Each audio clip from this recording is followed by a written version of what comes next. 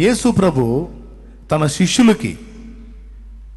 శిష్యులకి అధికారం ఇచ్చేటప్పుడు మొట్టమొదట వాళ్ళకి ఎవరితో ప్రమాదం ఉందో, ఎవరితో డేంజర్ ఉందో, ఎవరితో సమస్య ఉందో, ఎవరితో యుద్ధం ఉందో, ఎవరిని వారు ఎదుర్కోవలసి ఉందో వారి మీద మొట్టమొదట అధికారాన్ని విడుదల చేశాడు ఆయన తన బిడ్డలకి.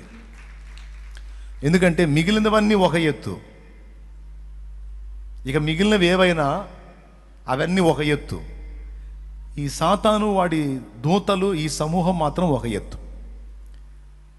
వీళ్ళు నిరంతరం మన పతనాన్ని 100% ఆశిస్తూ, ఎదురు చూస్తూ, పోరాడుతూ, ప్రయాసపడతా ఉంటారు. ఒకటే వారి గురి, గమ్యం, లక్ష్యం. అవకాశం ఉన్నంత వరకు మనల్ని, మన కుటుంబాలని, మన జీవితాల్ని పాడు చేయటమే.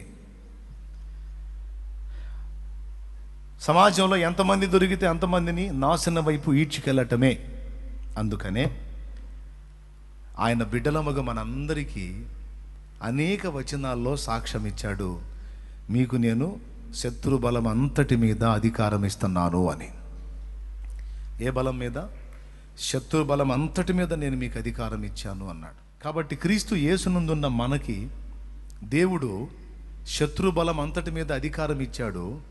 ఈ అధికారము నాకు ఇవ్వబడింది అన్న సంగతి ప్రతి విశ్వాసి గుర్తించాలి. అది మెయిన్గా నేను ఎత్తి చెప్పిన విషయం. ఇప్పుడు రాజుగారి కొడుక్కి ఇవ్వబడిన అధికారం ఏంటో రాజుగారి కొడుక్కి తెలిస్తే అది మెయింటైన్ చేస్తాడు. తెలియకపోతే ఎలా మెయింటైన్ చేస్తాడండి? కష్టం. తెలుసు అనుకో, ఏది కావాలంటే అది ఆజ్ఞాపిస్తాడు, వస్తుంది. తెలియలేదనుకో అన్నీ పోయి వాడే తిప్పలు పడుతూ ఉంటాడు సొంతంగా. క్రీస్తు యేసునందు విశ్వాసం ఉంచి ఆయన రక్తములో శుద్ధీకరణ పొందిన మనము దేవుని పిల్లలము. దేవుని ఆత్మచేత నడిపింపును పొందిన మనము ఆయన కుమారులము. క్రీస్తు యొక్క రక్తము చేత దేవునితో సమాధాన పరచబడిన మనం అనేక మందిని దేవునితో సమాధాన పరిచే పరిచర్య చేసినప్పుడు మనం దేవుని కుమారులం. మత్తయి సువార్త 5వ అధ్యాయంలో 8 ధన్యతల గురించి మాట్లాడేటప్పుడు సమాధాన పరచువారు ధన్యులు, వారు దేవుని కుమారులు అనబడుదురు అన్నాడు. సమాధాన పరచువారు ధన్యులు అంటే ఇద్దరు కొట్టుకుంటే సమాధాన పరిచేవాళ్ళని కాదు, భార్యాభర్త దన్నుకుంటే సమాధాన పరిచేవాడు దేవుని కుమారుడని కాదు. అసలు సమాధాన పరిచే పరిచర్య ఒకటి ఉంది. ఇద్దరు ఫ్రెండ్స్ విడిపోతే వాళ్ళని సమాధాన పరిచే పరిచర్య కాదు. వీళ్ళు సమాధానం పడ్డా పడకపోయినా అదేం గొప్ప సంగతి కాదు. ఒకవేళ సమాధానం పడ్డా ఒకనాటికి విడిపోక తప్పదు. అరుసుకొని విడిపోయి కొట్లాడుకొని విడిపోయిన భార్యాభర్త తిరిగి సమాధానం పడ్డా వృద్ధాప్యంలో ఎవరో ఒకరిలో వెళ్ళిపోవాలి కదా, విడిపోవాలి కదా. ఫ్రెండ్స్ విడిపోయిన వాళ్ళు తిరిగి సమాధాన పరిచిన కొద్ది కాలానికి మళ్ళీ వాళ్ళు విడిపోవచ్చు. కానీ ఈ లోకంలో ఎవరితో మనకు సమాధానం ఉన్నా లేకపోయినా ఒకరితో మాత్రం మనకు సమాధానం అవసరం, అది దేవునితో. ఆ దేవునితో మానవుడికి విడిపోయిన సమాధానాన్ని క్రీస్తు యేసు కలిపాడు. కాబట్టి ఆయన మనల్ని దేవునితో లింక్ చేశాడు, మనల్ని దేవునితో సమాధానపరిచాడు. కాబట్టి అదే పరిచర్య మనం కూడా చేయాలనే ఆజ్ఞ పొందాం.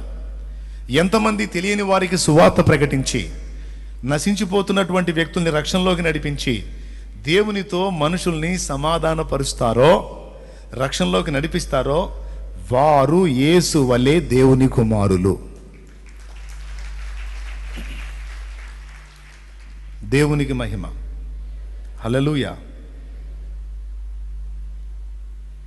మనం దేవుని కుమారులం. దేవుని యందలి విశ్వాసమును బట్టి ఆ ధన్యత మనకు లభించింది. కాబట్టి దేవుని కుమారులంగా ఆయనకు సంబంధించిన అధికారాలకు కూడా మనం వారసులం.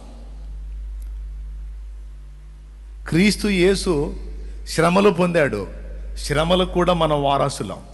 క్రీస్తు యేసు శ్రమ పొంది తిరిగి లేచాడు, మనం కూడా ఆ తిరిగి లేచిన పునరుత్థానానికి వారసులం.